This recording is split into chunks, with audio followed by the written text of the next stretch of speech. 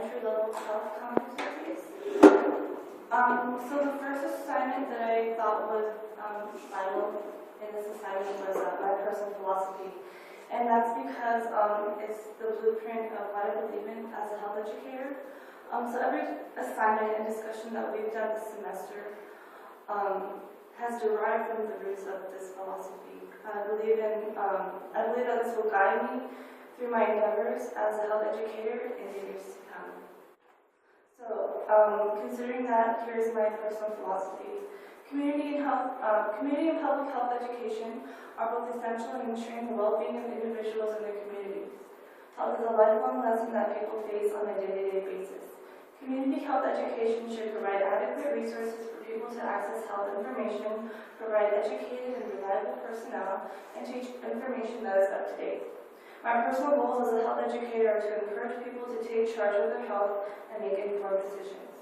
I want to make health interesting and exciting. As a health educator, I will encounter the challenge of teaching many diverse learners.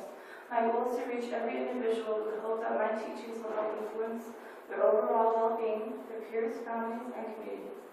Being a health educator entails many responsibilities. I will hold myself accountable in teaching credible information efficiently. Also, I will ensure that every person understands the importance of health education and taking responsibility for their health choices. For example, if a person decides to start smoking cigarettes, then he or she must take responsibility in knowing that cigarettes will cause adverse health effects. My responsibility to my community will be to help young teens and adults become well informed about their health and to ensure that they comprehend health components. So, continuing on to the second assignment that I thought was most crucial throughout the semester was the matrix strategy of choices. So when completing this assignment, I referred back to the program designing and creating goals objective templates. So this helped me critically think about the implementation of the matrix strategy of choices.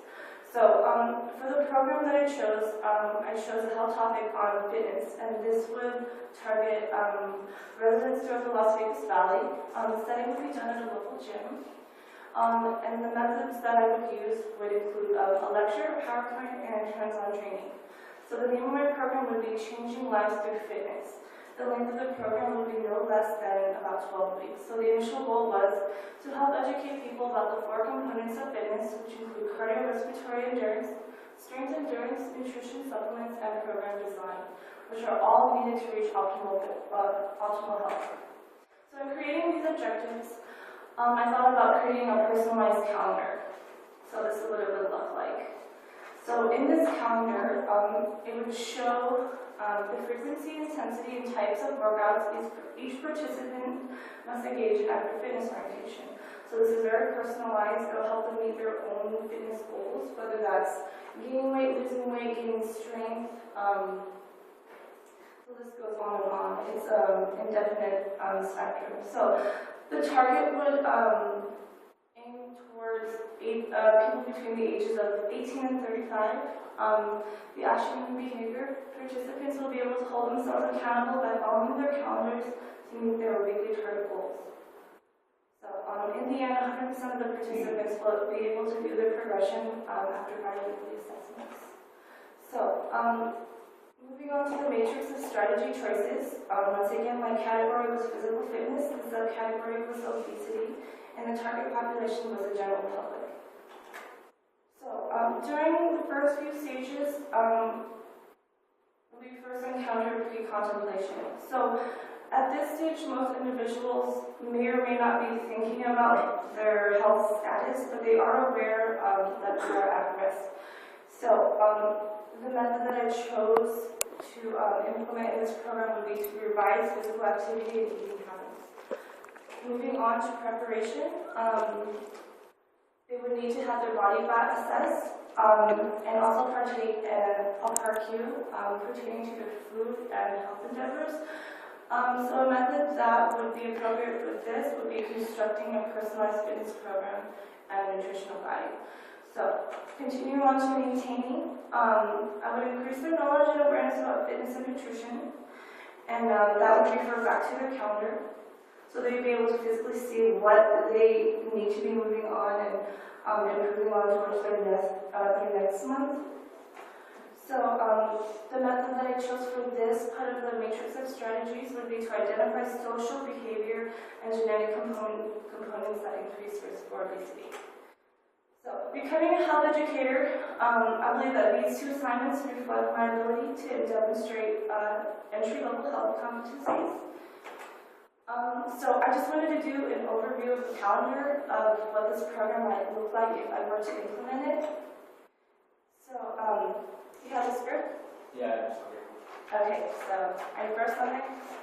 So what can you tell me about your fitness goals? Well, I want to get my high school body back. After high school, I had a kid and my hips got wider. And I started noticing my clothes getting tighter and tighter. I want to lose weight and gain strength so I will have the energy to take care of my kid and feel better about myself. All right, so what can you tell me about your physical activity levels? And are you currently engaged in any kind of physical activity? I started working as a bank teller a year ago. For the most part of the day, I'm standing on my feet. When I get off, I do not have any energy or motivation to go to the gym.